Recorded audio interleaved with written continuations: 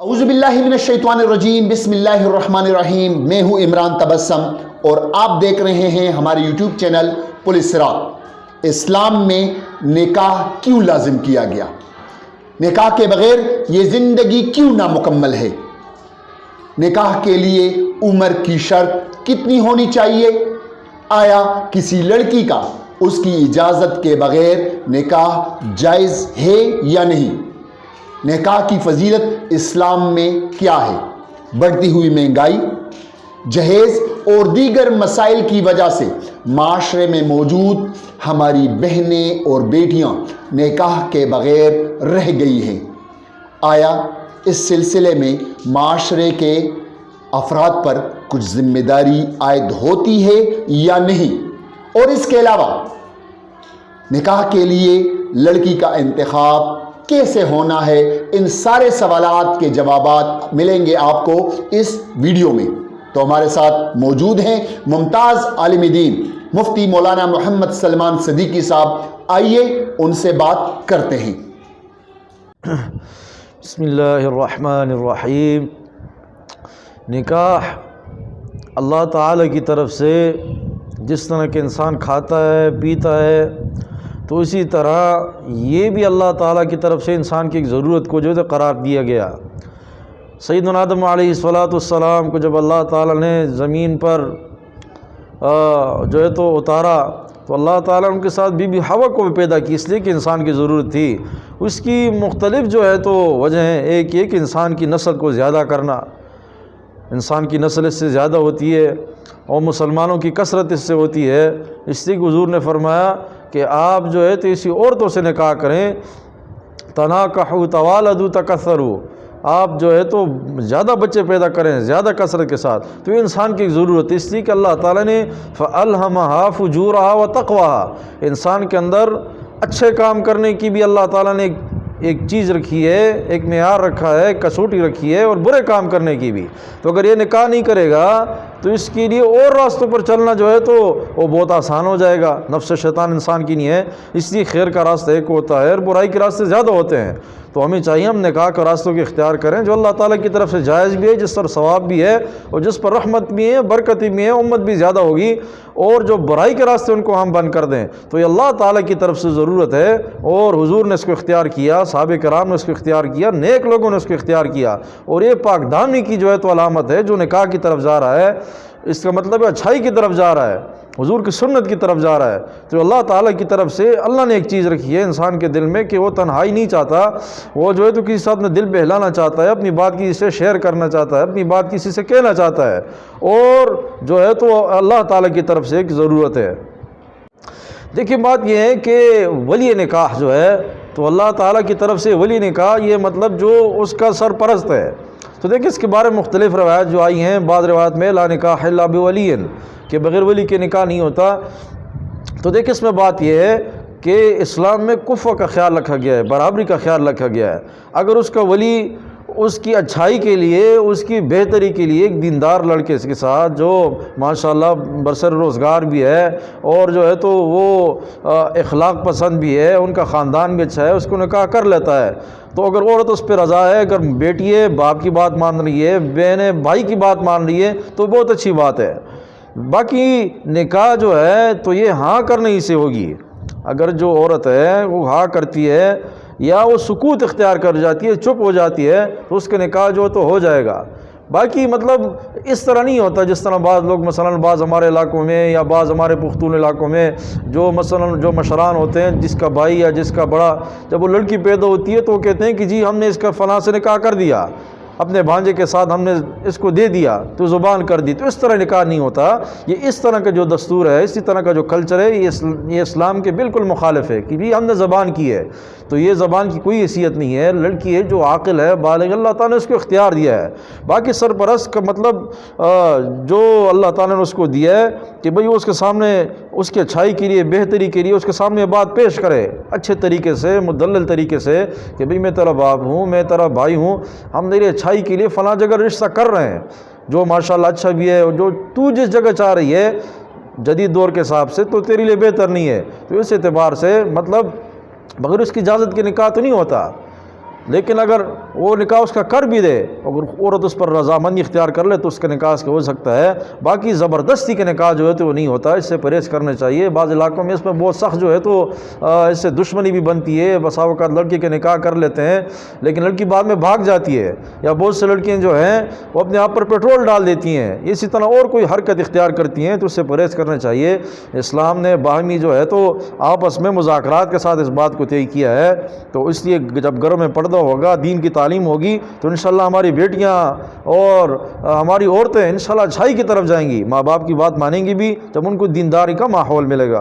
اور یہ شادی کے لیے، نکاح کے لیے کتنی عمر شرط ہے؟ دیکھیں جی، اللہ تعالیٰ کی طرف سے بات ہے، جب لڑکا بالغ ہو جاتا ہے، اسی طرح لڑکی بالغ ہو جاتی ہے، تو اس میں فطرتاً نکاح کرنا اس کی ضرورت اختیار کیا گیا ہے۔ بہرحال ہمارے بر صغیر پاک و ہند میں اس حساب سے اگر دیکھ لیں دور کے حساب سے، تو مطلب لڑکی کی عمر ہم دیکھیں اگر 13 سال 14 سال تو اس میں وہ خواہشات پیدا ہو جاتی ہیں، اور اسی طرح لڑکی ہے تو مطلب ویسے تو 9 سال یا 11 سال، مطلب چلیں 11-12 سال میں مطلب وہ شریعت کی طرف سے اس پر جو ہے ماہواری آ جاتی ہے، لڑکی پر بھی مطلب بلوغت آ جاتی ہے، تو کوشش کرنی چاہیے کہ ہمیں اپنے بچوں کے لیے اچھے رشتے دیکھنے چاہیے، اور لڑکی ہو تو کم از کم 12 سال 11 سال مطلب اس کا نکاح ہو سکتا ہے۔ اسی طرح لڑکے 13 سال 14 سال 15 سال کے درمیان مطلب اس کا نکاح کر دینا چاہیے، ایک اچھا نکاح اس کو مل رہا ہے، لیکن جب تک نہیں مل رہا تو اس کو اچھا ماحول دینا چاہیے، دیندار ماحول دینا چاہیے، اچھی جگہ اس کو جو ہے تو رکھنا چاہیے، اچھے دوستوں کے ساتھ، کو اس کے جو ہے تو ذہن مائنڈ جو ہے تو خراب نہ ہو۔ یہ بھی بتائیں کہ اسلام میں نکاح کی فضیلت کیا بیان کی؟ ماشاءاللہ اسلام میں بہت بڑی نکاح کی فضیلت ہے۔ حضور نے فرمایا النکاح من سنتی، نکاح میری سنت ہے، فمن رغب عن سنتی فلیس منی، جو میری سنت سے اعراض کرے منہ پھیرے وہ ہم سے نہیں ہے۔ حضور نے فرمایا کہ توالدو، آپ تناکحوا، آپ نکاح کرو، توالدو، اور بچے لائیں، تکثروا، زیادہ کریں۔ اسی طرح حضور نے فرمایا تزوج الولود الودود فإنی اباہی بکم الامم یوم القیامہ، کہ آپ نکاح کریں ایسی عورتوں سے جو محبت کرنے والے ہوں اور جن سے جو ہے تو زیادہ اولاد پیدا ہونے والی ہو، اس لیے آپ کی کثرت سے میں قیامت کے دن فخر کروں گا۔ جب میری امت زیادہ ہوگی تو میں قیامت کے دن اور امتوں پر فخر کروں گا۔ دیندار اور اسی طرح شادی شدہ جو شخص ہے تو ماشاءاللہ اگر دیندار بھی اللہ تعالیٰ کی عبادت بھی ساتھ کر رہا ہے تو اس کا ایک سجدہ، اور اسی طرح جو غیر شادی شدہ ہے اس کے سجدوں پر 1000 گنا جو ہے تو زیادہ بہتر ہے۔ جو شادی شدہ شخص ہے اس کی توجہ ہمتاً اللہ تعالیٰ کی طرف متوجہ ہوتی ہے، اس کی نظر اور کسی کی طرف نہیں جاتی۔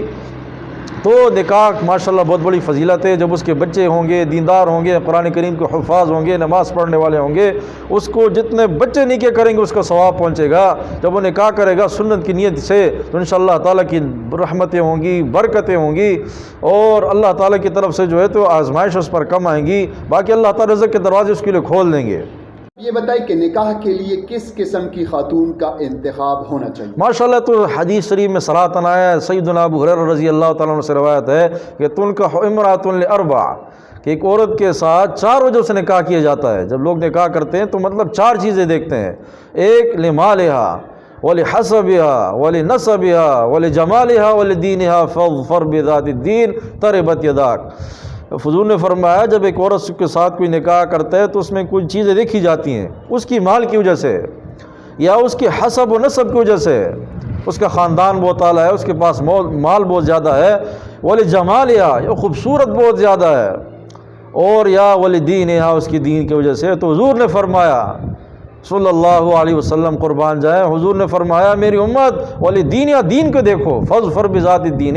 اس لیے کہ حسن و جمال ایک دن ختم ہو جائے گا، بڑھاپا اس پر آ جائے گا، مال ختم ہو جائے گا، اس کا غریبی آ جائے گی، لیکن دینداری ایسی چیز ہے جو ختم ہونے والی نہیں، جس کے نکاح کے بعد جس سے سکون ملے گا، جو آپ کی خدمت کرے گی، جو ہمتاً آپ کو یا سیدی کہے گی، اے میرے آقا جو میرے لیے جو حکم ہے۔ لیکن جو دنیاوی چیزوں کو دیکھے گا، مال، حسب، نسل، جمال، تو یہ سارا جو ہے تو دھوکہ ہے۔ تو اس لیے ہمیں صراحتاً حدیث میں تعلیم دی گئی ہے فاظفر بذات الدین، لیکن اگر کوئی عورت دیندار بھی ہے، ساتھ حسن و جمال بھی ہے تو نور علی نور۔ ایک عورت جو ہے ماشاءاللہ دیندار بھی ہے، قرآن کی حافظہ بھی ہے، عالمہ بھی ہے، اور ماشاءاللہ صاحب جائیداد بھی ہے، صاحب ثروت بھی ہے، جس طرح کہ حضرت خدیجہ رضی اللہ تعالیٰ عنہ جنہوں نے اپنے مال حضور کو پیش کیا، حضور نے اس پر تجارت کی، حضور کے ساتھ ان کا نکاح بھی ہوا، یا ماشاءاللہ جو حسب و نسب اعلیٰ خاندان سے ہے تو ماشاءاللہ وہ بہت بڑی بات ہے۔ لیکن ترجیح پہلے جو ہے تو دینداری کو دینی چاہیے، اس سے انشاءاللہ زندگی میں برکت آئے گی، اللہ تعالیٰ کی طرف سے رحمتیں آئیں گی۔ اور اس کے برخلاف اگر ہم حسن و جمال کو دیکھیں گے اور حسب و نسب کو دیکھیں گے، مال کو دیکھیں گے، تو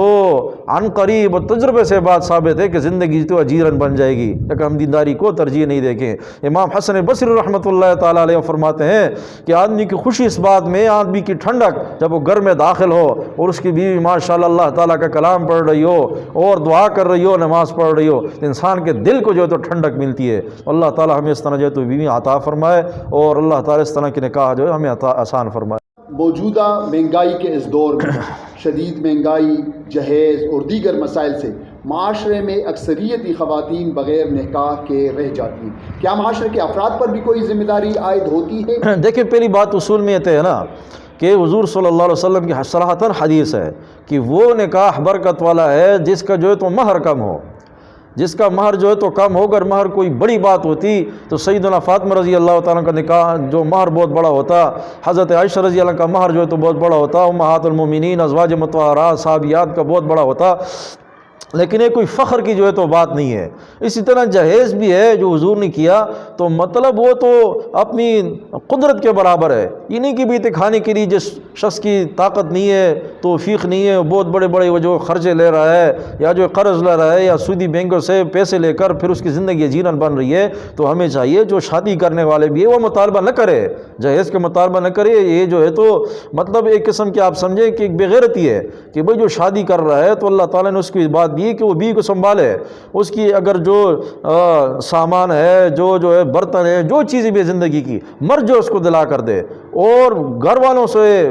لڑکی والوں سے اس کی جو ہے تو یہ نہ کرے، نہ امید کرے، نہ اس کی طلب جو ہے تو کرے، تو یہ بات شریعت کی طرف سے درست نہیں ہے۔ بعض لوگ کہتے ہیں کہ جی ہم لڑکی دے رہے ہیں کہ ہمیں اس کی کوئی ذمہ داری ملے، تو جو مطلب جو طلاق دینے والا ہے جس کی نیت بری ہے اور حال میں بری ہوگی، تو ہمیں چاہیے کہ ہم جانبین میں جو ہے تو توازن جو ہے برقرار رکھیں، لڑکی کی جو اللہ تعالیٰ نے اس کو توفیق دی اس کے مطابق عمل کریں، اور جو لڑکی والوں کو اللہ تعالیٰ نے جو توفیق دی اس کے مطابق عمل کریں، تو انشاءاللہ جس چیز میں سادگی ہوتی ہے اس میں برکت ہوتی ہے، اس سے جو ہے تو زندگی بعد میں آسان ہوگی۔ اور ہم شادیوں میں بے جا خرچے کر رہے ہیں اور بے جا جو ہے تو ولیوں بڑی بڑی نام و نمود کے لیے، تو اس سے کوئی فائدہ نہیں ہے۔ انہی پیسوں کو ہم ان کو جو ہے تو گھر دلا کر دے سکتے ہیں، انہی پیسوں سے وہ اپنے لیے کل اپنے بچوں کو اچھی تعلیم دے سکتے ہیں، ان کو اچھا خیال رکھ سکتے ہیں، تو اس لیے ہمیں جو ہے تو ان پر بوجھ نہیں ڈالنا چاہیے اور آرام سے، اعتدال سے، توازن سے جو ہے تو چلنا چاہیے۔ اس وقت آپ نوجوانوں کو کیا پیغام دینا چاہیں گے نکاح کے سلسلے میں؟ نوجوانوں کے پیغام ہے، حضور نے فرمایا صلی اللہ علیہ وسلم کہ من استطاع منکم الباء فلیتزوج، کہ جو آپ میں سے نکاح کی طاقت رکھے اس کو چاہیے نکاح کرے۔ اور نکاح کے بھی یہ بات ہے، اگر ہم دیکھیں کہ نکاح فرض ہے، بعض لوگ پوچھ دیتے ہیں کہ نکاح جی واجب ہے، اسی طرح نکاح سنت ہے، تو دیکھیں جس کو حرام کاری کی طرف جانے میں آسانی ہے یا جس کی نیت خباثت کی ہو گئی ہے، تو اس پر بالکل فرض ہی ہے، فرض جس طرح نماز فرض، اسی طرح اس پر یہ بات بھی فرض ہے کہ وہ نکاح کرے، اور اس کے لیے اس کو چاہیے کہ جو اس کے اسباب ہے اس کو اختیار کرے، نیت کرے، اللہ تعالیٰ اس کے لیے آسان فرما دیں گے۔ اور اگر وہ نکاح نہیں کر رہا، اس طرح حالات بن رہے ہیں کہ نکاح نہیں ہو سکتا یا لیٹ ہے یا کچھ مہینے بعد ہے، تو حضور نے یہ بھی تعلیم دی ہے کہ جو نہیں کر سکتا تو اس کو چاہیے کہ روزے رکھے۔ من استطاع منکم الباء فلیتزوج، کہ جس کی طاقت ہے شادی کرے کہ نہیں، وہ جو ہے تو روزہ رکھے، اچھی صحبت اختیار کرے، دیندار لوگوں کے ساتھ بیٹھے، تبلیغ والوں کے ساتھ بیٹھے، علماء کے پاس بیٹھے، اچھی مجلس میں بیٹھے، تو انشاءاللہ اچھی طرف اس کی جو ہے نیت ہوگی، رغبت ہوگی، اور جو ہے تو گرم غذائیں کھانا، مرغن غذائیں کھانا، غلط مجلس، غلط جو ہے موبائل کا غلط استعمال، تنہائی میں زیادہ بیٹھنا، تو ان چیزوں سے اپنے آپ کو جو بچانا چاہیے۔ اللہ تعالیٰ کا ذکر کریں، کسی مرشد سے، کسی اہل اللہ سے جو ہے تو بیعت کریں، تبلیغ میں وقت لگائیں کہ مطلب آپ کا ذہن برے خیالات کی طرف نہ جائے، اور اس کے لیے جو ہے تو نیت بھی کریں، ارادہ بھی کریں، اپنے والدین کو اس کی طرف راغب بھی کریں کہ ہمارے نکاح جو ہے اچھی گھرانے میں کرائیں، اچھی جگہ کرائیں، تو انشاءاللہ اللہ تعالیٰ اس میں آسانی فرمائیں گے اور اس میں خیر و برکت ہوگی انشاءاللہ۔ سر والدین جو ہیں اپنے بچوں کے بروقت نکاح نہیں کرتے ہیں کیونکہ وہ چاہتے ہیں کہ ہمارے بچے جو ہیں اعلیٰ تعلیم حاصل کریں، کوئی اچھی سی جاب مل جائیں یا ملازمت اختیار کریں یا بیرون ملک چلے جائیں، تو اس سلسلے میں اسلام ہماری کیا رہنمائی کرتی ہے؟ ماشاء اللہ عمران صاحب آپ نے بہت اچھا سوال کیا۔ اکثر والدین اس میں جو ہے تو بہت بڑی جو ہے تو کوتاہی کرتے ہیں۔ وہ کہتے ہیں کہ جی ابھی ہمارے بچے پڑھ رہے ہیں، پھر انہیں ہاسٹل جائیں گے، پھر یہ تعلیم حاصل کریں گے، اور بعض لوگ اپنے بچوں کو بیرون ملک بھیج دیتے ہیں۔ تو اب دیکھیں ہر چیز کے کوئی فائدے بھی ہوتے ہیں، کوئی نقصانات بھی ہوتے ہیں۔ فائدہ تو یہ کہ بھی آپ کو پیسے ملیں گے، پیسے آئیں گے گھر میں، لیکن نقصانات اس کی یہ ہیں کہ آپ کے بچے کی جوانی خراب ہو رہی ہے، غلط راستوں پہ چل رہا ہے۔ جب غلط راستوں پہ چل رہا ہے تو کل اس سے اللہ معاف کرے اگر اس نے کوئی غلط راستہ اختیار کیا جس کی وہ جیل چلا گیا یا قتل و قتال ہو گیا اور کوئی مسئلہ ہو گیا، تو معاشرے میں اس سے بہت بڑی جو ہے تو برائی پیدا ہو رہی ہے۔ اور بے وقت نکاح جی اس کے ساتھ جو ہے تو شیطان یہ جو ہو سکتا ہے، تو بہرحال والدین کی بھی ذمہ داری ہے، پہلی ذمہ داری کہ اس کو اچھی تعلیم دیں، اس کا جب پیدا ہو اس کا اچھا نام رکھیں، جب وہ بڑا ہو جائے تو اس کی نکاح کا بندوبست کریں، اچھی جگہ اس کا بندوبست کریں۔ جب بچے کو آپ اچھی جگہ نکاح کا بندوبست کریں گے تو انشاءاللہ اللہ تعالیٰ کی طرف سے بھی اس کے دل میں اللہ تعالیٰ ڈال دیں گے کہ آپ شادی شدہ ہو، اپنے بچوں کو رزق کمانا جو بھی ہے۔ تو دیکھیں یہ بات اس طرح نہیں کہ بھئی ہم سمجھے کہ بھئی تعلیم کے لیے یہ ابھی بڑا ہو جائے پھر یہ کمانے کے قابل ہو جائے۔ انشاءاللہ جو بندہ شادی کرے گا اللہ تعالیٰ اس کے رزق کے انتظام غیب سے فرما دیتے ہیں۔ تو ہمیں اس میں بارے میں ضرور فکر کرنی چاہیے۔ اکثر والدین اس میں بہت بڑی ناراستی اختیار کرتے ہیں، سستی، بعض لڑکے کی عمر 30 سال 35 سال چلی جاتی ہے، تو اس طرح نہیں کرنا چاہیے۔ ہمارے معاشرے کے لحاظ سے بھی بری بات ہے اور اسی طرح اسلام کے لحاظ سے بھی جو بہت بری بات ہے۔ آپ نیت کریں، ارادہ کریں، سوچ کریں، باقی اللہ تعالیٰ اس کے انتظام جو ہے تو ضرور فرمائیں گے۔ جزاک اللہ خیرا کثیرا۔